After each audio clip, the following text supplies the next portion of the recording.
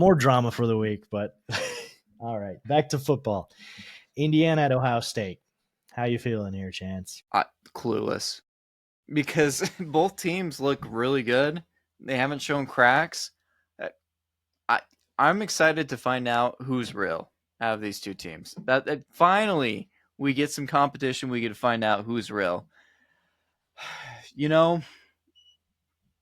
man, I'll be honest, Chase. I can name so many players for Ohio State. I can name wide receivers. I can name QBs. I can use tight ends, safeties, corners, you name it. I can't do that with Indiana. I don't know if that's a bad thing necessarily. Ohio State has the star power, but Indiana, they just make it click. They're well coached. They believe in each other. They play well. Certainly, I know one name, and that's Mendoza. They believe. They believe. Ohio State can't do it all the time, can they? They can't win every game. They can't win every championship, right? This might be a gut call, and I think whoever picks whatever team, it's got to be a gut call because both teams look fantastic. Both teams are blowing teams out of the water. This is going to be a Connor, but I really, really want Indiana to win. So I'm going to pick Indiana. Manifest, dude. Ohio State fans.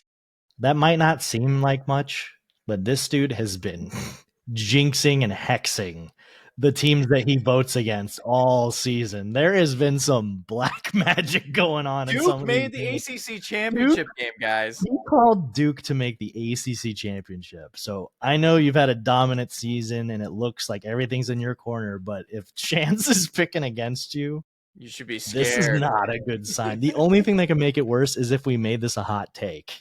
Because then it's just a guaranteed Indiana wins for some reason. So that's true.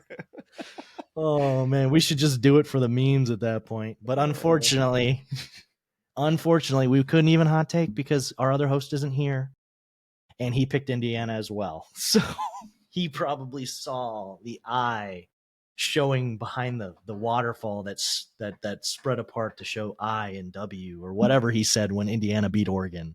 Whatever he said. So he did call that. He did call that. That was one of his best calls of the season. That was it. That was what's funny is that's one of the few calls that he actually like picked the underdog, quote unquote. The other ones where he picked the underdog, it was always against Alabama and it didn't go his way. So no. Yeah, he has so many of those vibes, and most of the vibes are "I hate you," so I'm picking against you.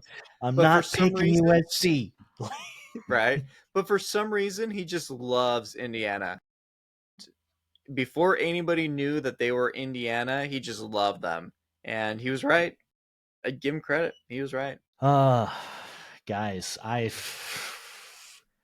I would love to go all vibes with you guys. I would love to. And there's nothing I would love to see more than an Indiana win in this. But I feel like the only way Ohio State can lose is if I pick them. So I'm picking Ohio State. All right, do it for us. There you go. I have to do it. I have to make the sacrifice, you know. Also, I'm behind, so if they win, I need this. So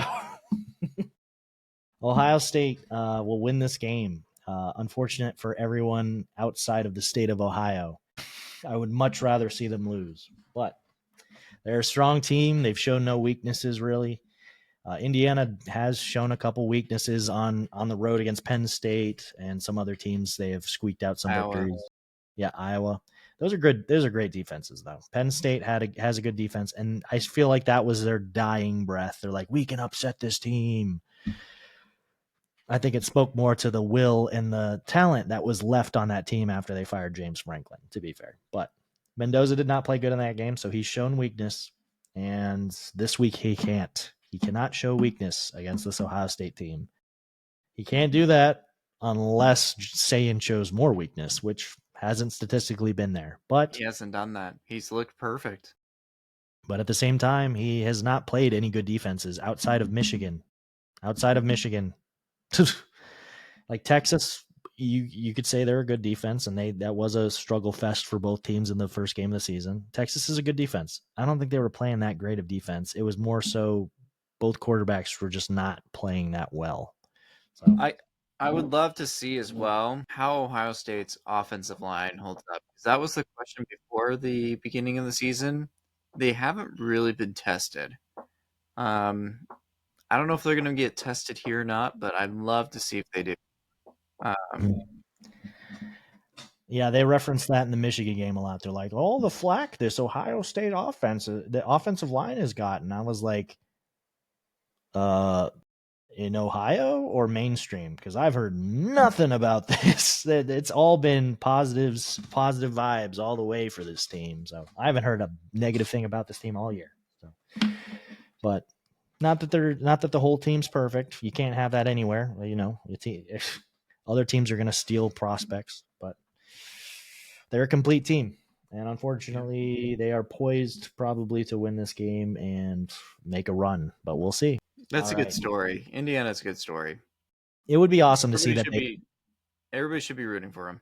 to see today, Junior, to see Indiana win this game after signing Signetti to that massive contract would be so great to see. Like that's you absolutely gotta cheer for this team.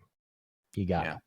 If you're not an Ohio State fan, a boring, annoying Ohio State fan, you got to cheer for this Indiana squad.